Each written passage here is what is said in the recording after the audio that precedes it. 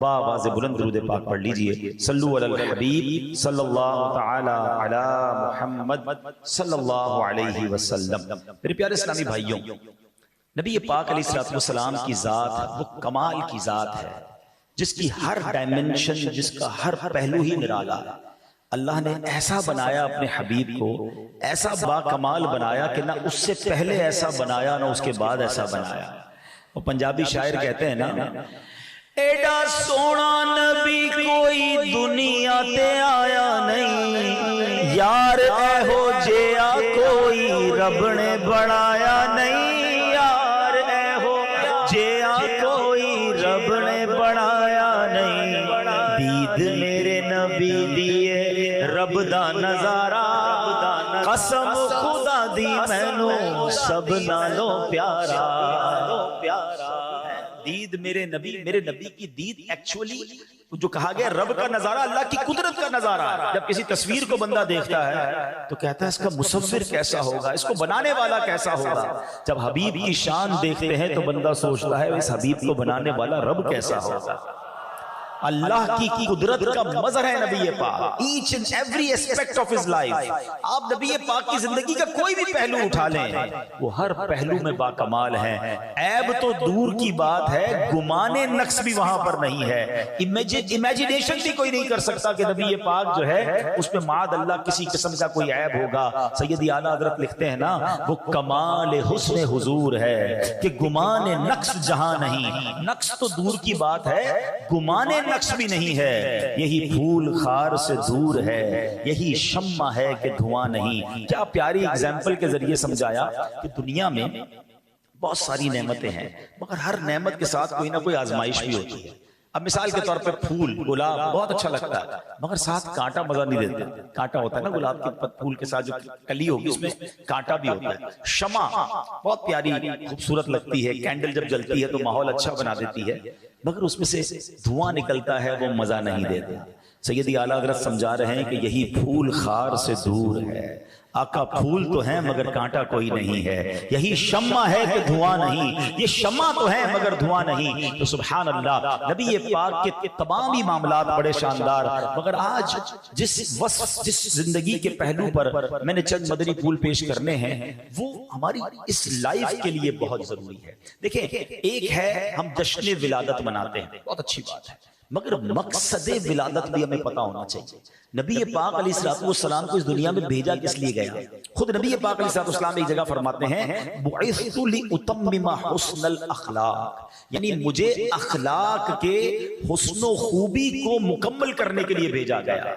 आए हाय, कैसा इखलाक था कि कुरान फरमाता है व इन्नका लअला खुलुकिन अज़ीम, बेशक तुम यकीनन अजीम अखलाक पर हो। यानी नबी पाक अलैहिस्सलातु वस्सलाम के अखलाक की कुरान मिसाल दे रहा है, और गोया हमें रोल मॉडल बताया जा रहा है कि लाइफ गुजारनी है तो सरवर कायनात अलैहिस्सलातु वस्सलाम के तरीके पर गुजारनी है। नबी पाक ने कारोबार भी किया, आका ने शादी भी फरमाई, आपकी फैमिली भी थी, सिर्फ पहाड़ों में या गारों में जिंदगी नहीं गुजारी। यानी जिंदगी के वो सारे काम किए जो मैं और आप कर रहे हैं। आपके यहाँ औलाद भी हुई, आपने अपने बच्चों की शादी भी की, आपने ट्रैवल भी किया, आपके दोस्त भी थे, आपके साथी भी थे, आप लीड भी कर रहे थे, आप जनाब कमांड भी कर रहे थे, आपने जिहाद भी किया, आपने दूसरे मुल्कों से ताल्लुकात भी बनाए। अल्लाह अकबर, ये तमाम काम हमारे लिए रहनुमाई हैं। अगर कोई बाप चाहता है मैं बेहतरीन बाप बन जाऊं, वो नबी पाक की सीरत को पढ़े। अगर कोई दोस्त चाहता है कि मैं बेहतरीन दोस्त बन जाऊं, वो नबी पाक की सहाबा के साथ जो एटीट्यूड था उसको समझे। अगर कोई बिजनेसमैन चाहता है कि मैं अच्छी तिजारत करूं, तो सरवर कायनात अलैहिस्सलातु वस्सलाम की तिजारत को देखे। अल्लाह अकबर, जिंदगी का कौन सा पहलू है जो हमारे लिए रहनुमाई नहीं रखता? मैं आपको दो वाकयात सुनाता हूं जो आज हमारी जिंदगी में बड़ा फ्रस्ट्रेशन का माहौल है,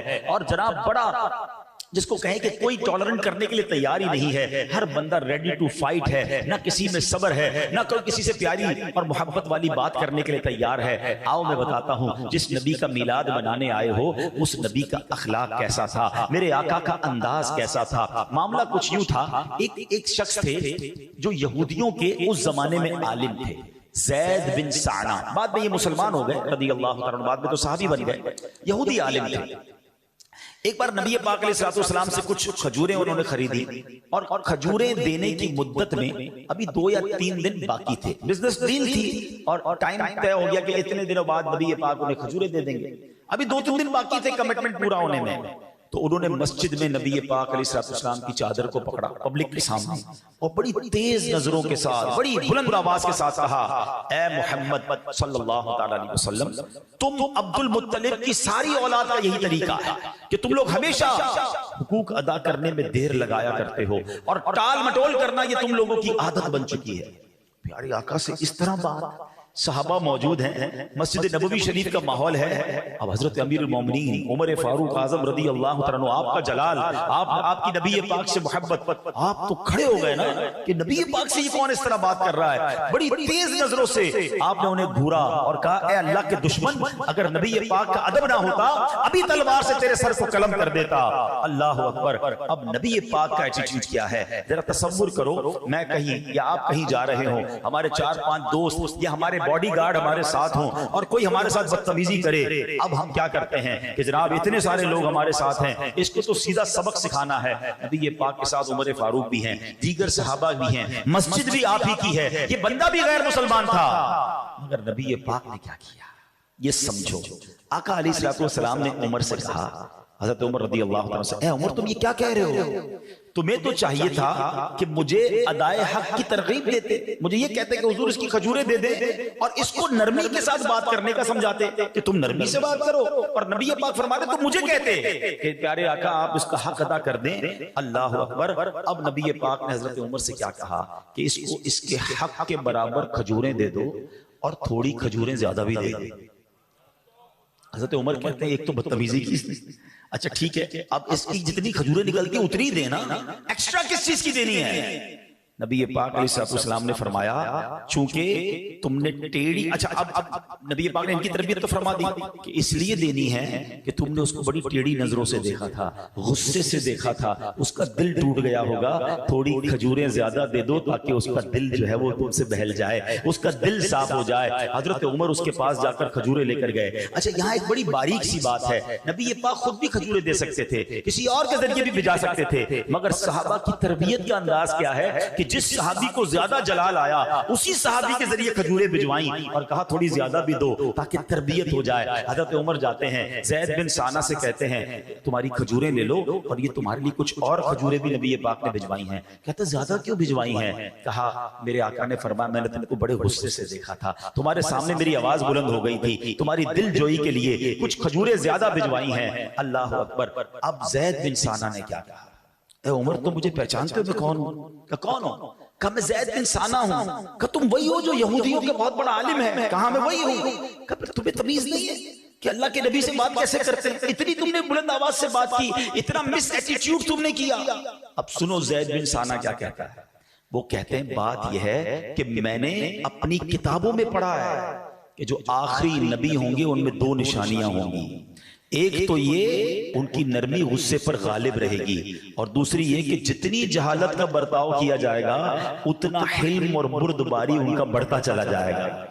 اے عمر مجھے ٹیسٹ لینا تھا، مجھے پتا تھا کہ بڑوں سے اس طرح بات نہیں کی جاتی، مگر مجھے چیک کرنا تھا کہ جو ہماری آسمانی کتابوں میں آخری نبی کی نشانیاں ہیں یہ نشانیاں ان میں موجود ہیں کہ نہیں۔ اے عمر میں نے پہچان لیا ہے یہ اللہ کے آخری نبی، یہ سچے نبی ہیں۔ عمر سنو میں بہت مالدار آدمی ہوں اور میں نے اپنا آدھا مال نبی پاک کے قدموں میں قربان کر دیا، اسلام کے لیے وقف کرتا ہوں اور میں کلمہ پڑھتا ہوں اور گواہی دیتا ہوں کہ اللہ کے سوا کوئی معبود نہیں اور محمد الرسول اللہ اللہ کے رسول ہیں۔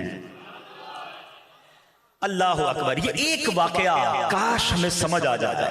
دیکھیں ٹٹ فور ٹیٹ، جیسے کو تیسا، اینٹ کا جواب پتھر سے۔ ارے اس نے میرے سامنے بدتمیزی کی، اب میں اس کو بتاتا ہوں میں کون ہوں۔ اس نے ایک گالی دی میں اس کو 7 گالیاں دوں گا، اس نے بدتمیزی کی اب اس کی اوقات یاد دلاؤں گا۔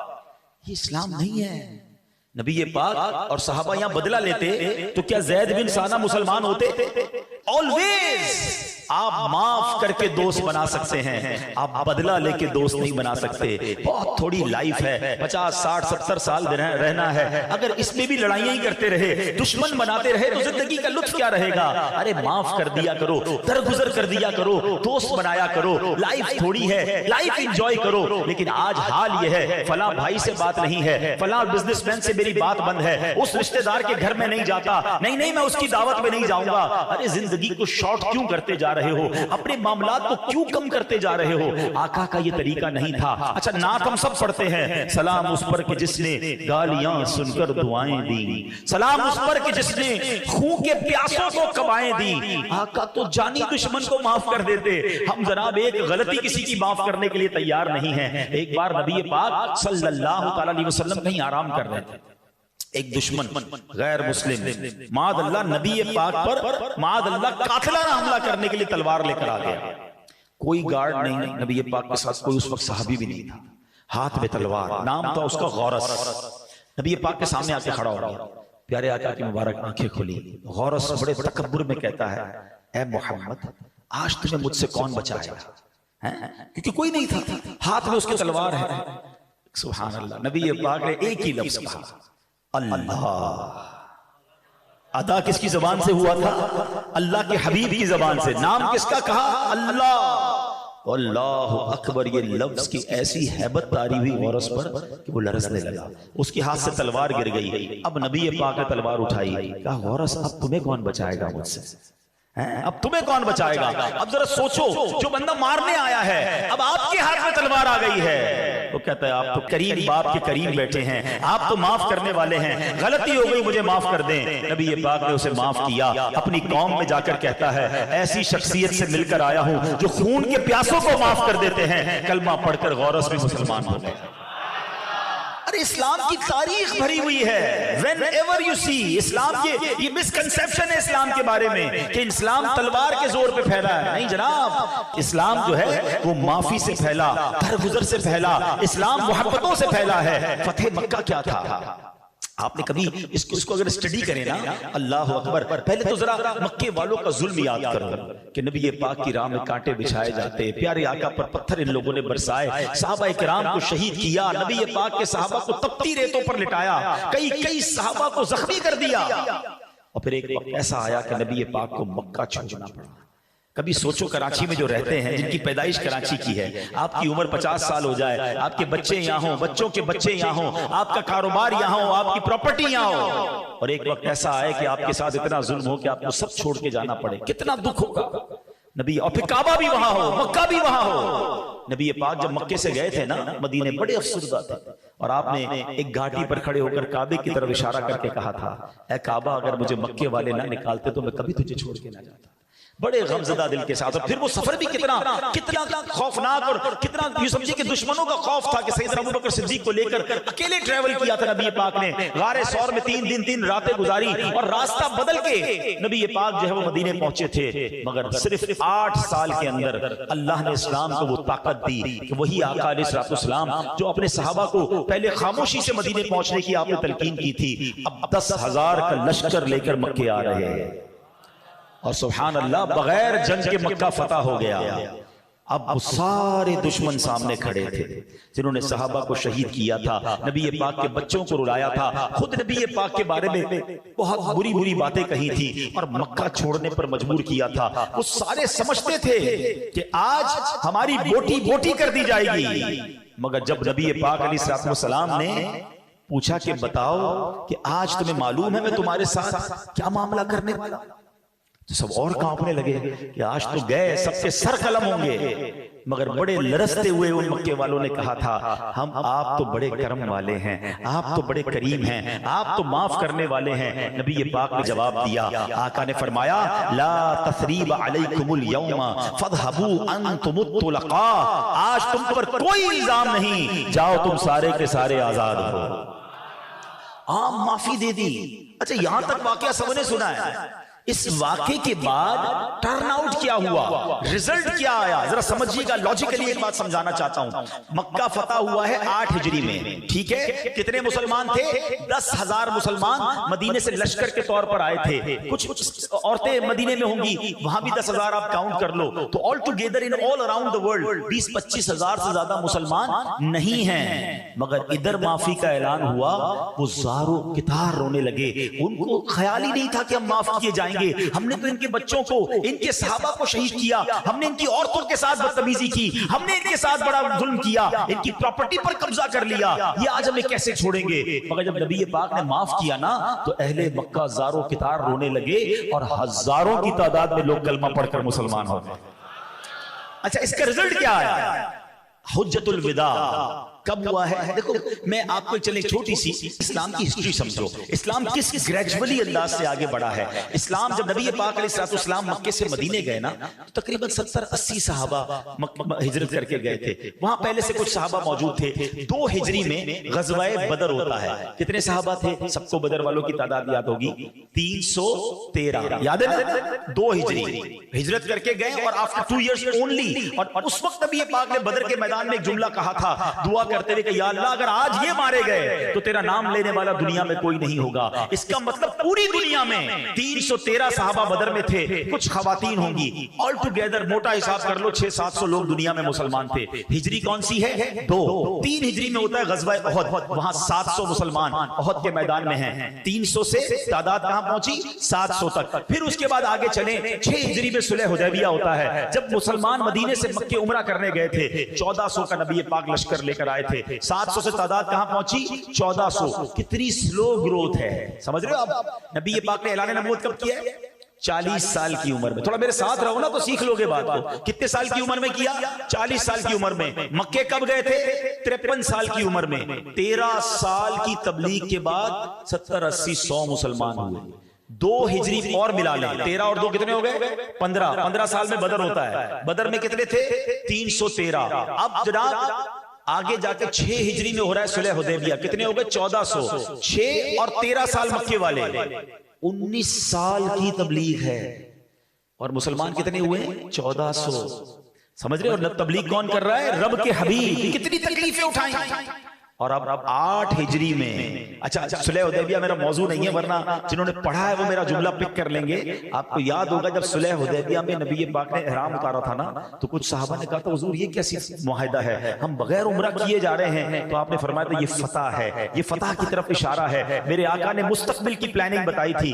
6 ہجری میں 1400 ہیں، 8 ہجری میں 10,000 کا لشکر لے کر آ رہا ہے اور مکہ فتح ہو گیا within 2 years. پھر بھی میں اب جو بتانے جا رہا ہوں بات وہ بڑی امیزنگ بات ہے، یہ آپ کو پتا ہونی چاہیے. 10,000 لوگ کب ہیں؟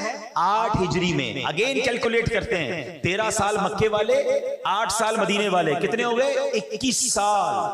کتنے مسلمان ہوئے؟ 10,000. سمجھ رہے ہو نا بات؟ اب 9 ہجری میں حجت الوداع ہوتا ہے. عرفات کے میدان میں 1,24,000 صحابہ موجود ہیں. اذا جاء نصر اللہ والفتح ورأیت الناس يدخلون فی دین اللہ افواجا. رب نے قرآن میں اب نبی کو بشارت دے دی تھی کہ ایک وقت آئے گا کہ فوج در فوج لوگ مسلمان ہوں گے. یہ فتح مکہ کا رزلٹ تھا کہ نبی پاک نے بدلہ نہیں لیا، ان کے سر قلم نہیں کیے. اگر وہاں سر قلم کیے جاتے وہ مکے کے سارے لوگ دشمن بنتے، ان کی اولاد بدلہ لیتی، مسلمان جنگ میں لگے رہتے. آقا نے سب کو معاف کیا. 1 سال کے اندر 10,000 کا فگر جو ہے وہ 1,24,000 تک پہنچ گیا. اور اس کے بعد